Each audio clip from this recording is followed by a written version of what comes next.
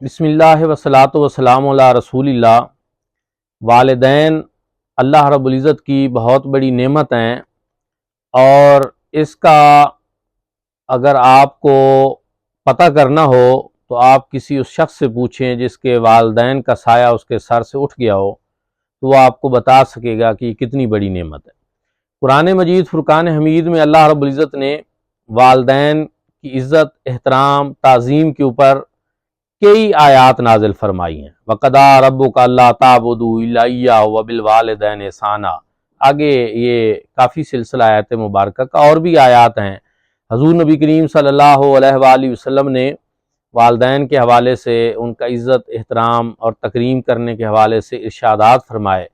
میں بس آپ کو ایک حضور صلی اللہ علیہ وسلم کا فرمان سنانا چاہتا ہوں کہ حضور نبی کریم صلی اللہ علیہ وآلہ وسلم نے ارشاد فرمایا کہ جو شخص اپنے والد